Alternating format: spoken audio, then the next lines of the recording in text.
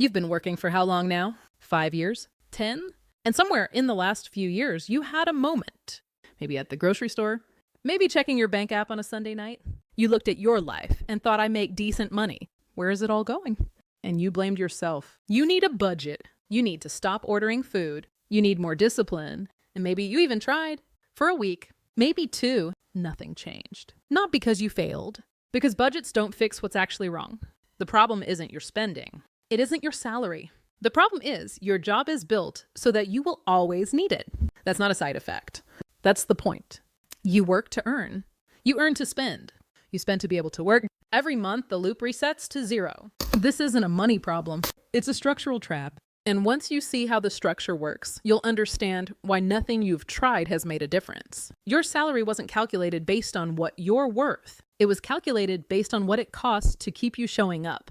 Housing, transportation, food, insurance in your area, your pay was set just above that line. Not generous, functional. You get the raise email. Maybe 4%, maybe 7%. You feel something for a day. 2 months later, your account looks the same. Not because you spent more, because rent went up, insurance went up, gas went up. The raise didn't move you forward. It kept you in place. You're not underpaid. You're precisely paid precisely enough to stay dependent. But here's what makes this worse than a treadmill. A treadmill only takes your legs. Your job takes your mind. It doesn't just buy your hours. It buys your best thinking. Every creative impulse, every strategic thought you have, you spend that on someone else's business every day. By the time you get home, you're not tired. You're empty. Tired recovers with sleep. Empty recovers with days. And your weekend is only 2 days. You know the moment. 9:30 on a Tuesday. You're on the couch. You told yourself you'd research index funds or outline that business idea you've been carrying for 2 years. The laptop is right there.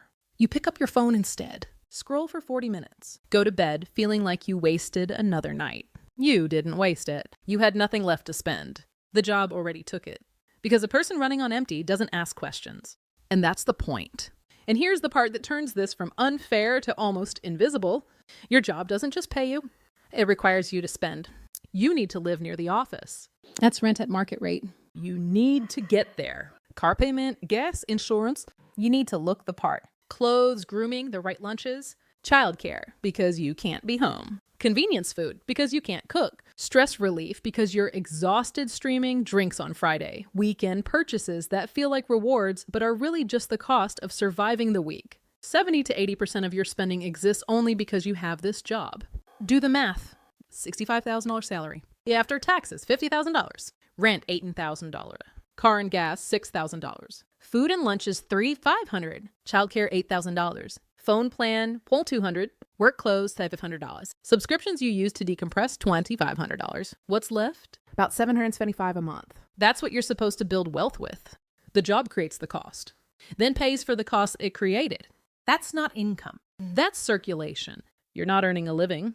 You're financing your ability to keep earning. And here's why you can't just walk away. You've thought about it.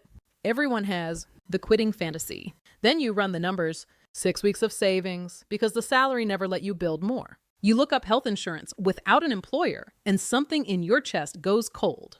You think about your partner, the kids, the resume gap, the references all inside the building, the skills formatted for one company's systems that mean nothing outside. The fantasy dies quietly, like it does every time. Not because you're afraid, because the math doesn't work. And the math doesn't work by design.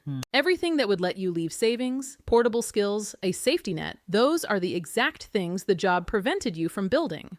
You didn't have the money because the salary was set at functional. You didn't have the energy because the job drained your thinking. You didn't have the time because every hour was already claimed. You didn't choose this job.